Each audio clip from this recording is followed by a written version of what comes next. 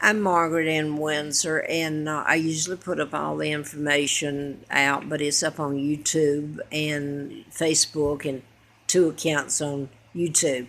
I was kidnapped from Buckingham Palace in 39. I'm sorry, I was born in 39 and kidnapped in 41. And my father's Edward VIII, and I didn't find out about my kidnapping until 1983 when I was flown out to Larry Flint's Hustler magazine. He's a publisher, and he lived in Bel Air in 83, and I was out there twice in October. He helped me with a campaign because, and he did an endorsement April of 84. And in it, he said, I knew who was responsible for his shooting in Georgia. So he furnished me a car for a year, and I've never talked to him since. But anyway, it's been rough. Well, I am going to say this. The last night I was out there, he showed me the galley proof of Jerry Falwell, the Reverend over at Liberty University in Lynchburg, next door to Roanoke. What's the chance I end up living here, if you call this living? After I've been out there, I came here in 86. And Flint the parody was about, he showed it to me, and it was galley proofs back then, and it was about a parody on the toilet and Reverend Falwell having sex with his mother was the gist of it. Anyway, Falwell sued Larry Flint, and of all places, the suit took place in federal court, and it became a freedom of speech suit, which Falwell won, but later they were supposed to become friends. I don't believe that for one moment. Larry Flint wouldn't have been friends with Jerry Falwell. Anyway, it went before the Supreme Court, and Flint won. My point here is the movie about Larry Flint came out on my birthday, January the 7th. And that was odd in itself because it only had 7 movies places in the country. I believe I'm right. One of them was on my birthday. Well, I think they all were, but it was here in Roanoke. So if somebody come up and got me and brought me down, I'm living on the Appalachian Trail, starving and freezing because they blocked me every way I could go. It's like being in an invisible prison. The hands that went out and blocked me, and people didn't care. So now then, where am I? I'm back to out at Flint's and the galley proof, and why not? Now I've lost my train of thought. But okay, let me get back to the. Wow, I really got wound up there, didn't I? Get back to working for the DA's office, Fred Simpson. Later, when I found out about my real name, after I was out at Flint's, I found out, and I could remember. I was 2 years old. I could remember a heck of a lot, and it's like cluing me. Simpson, as in Wallace Simpson, was supposed to marry my dad, which was a total lie, and I've put all this up. My dad was married to Claudia O'Keeffe, who was queen. She was queen of England because it was all illegal that happened. And I'm trying not to lose my train of thought. I'm tired right now and been sick. But and this one's going to be a bit garbled, I guess, to put together because I want to get back. When things were so bad, I mean, they were always bad. In May, before I went to work for the DA in 80, after the antifreeze, when Dempsey brought me from having me locked up, I mean, they've tried to kill me. They're using the mental health system to do it. And she's afraid, I found out later when I found out my name, if my book got published and I was going around to all the media and all that they'd find out she killed the twins, Peggy and Carl. They gave me Peggy's name when they kidnapped me and brought me over here in 41. And it would lead to finding out who I am, but her killing her twins, and it would take her to the gas chamber.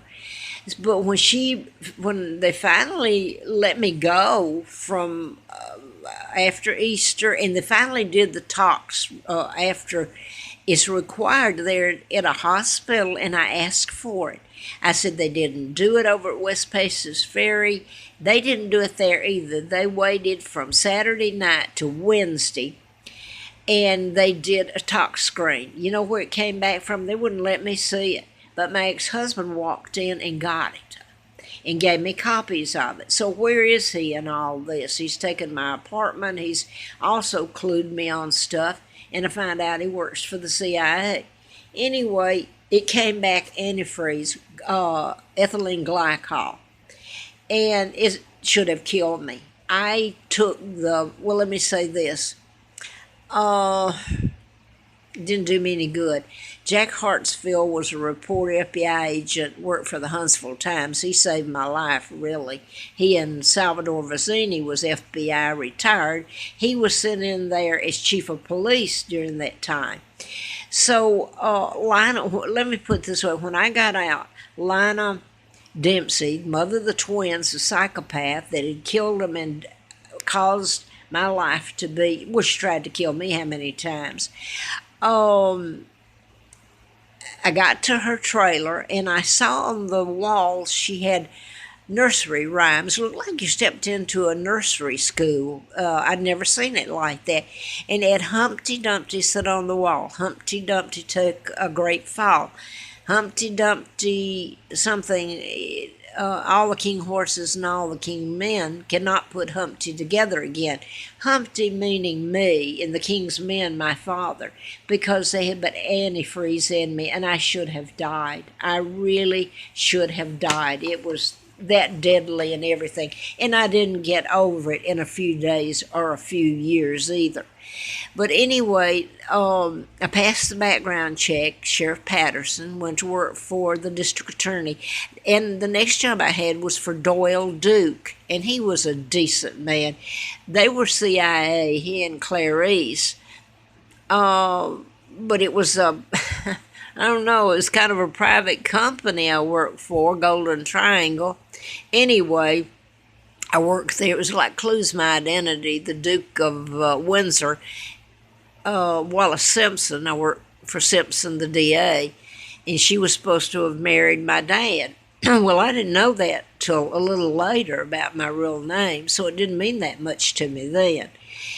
So I'm going to fast forward. I worked for computer science and et cetera, et cetera. So then I couldn't get my kids. I couldn't get back. I didn't know my ex-husband had married again. And it's horrible what happened to my children, and I couldn't get to them. And anyway, what was it that caused Lina? Oh, Jack Hartsville, the reporter. He had befriended me. He saved my life, and he had a lady friend that had been social taught. She's a professor, I believe, out at the University of Virginia. Well, not of Alabama there, in Huntsville.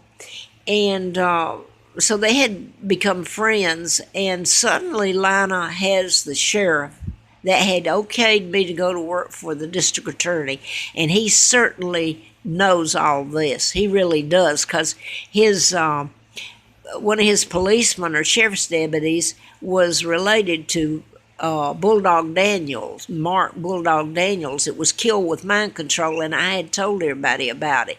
So I'm going to tell you what happened. I had just paid my rent. I couldn't get a job at the time, but I had walked and begged and got my rent and had just paid it.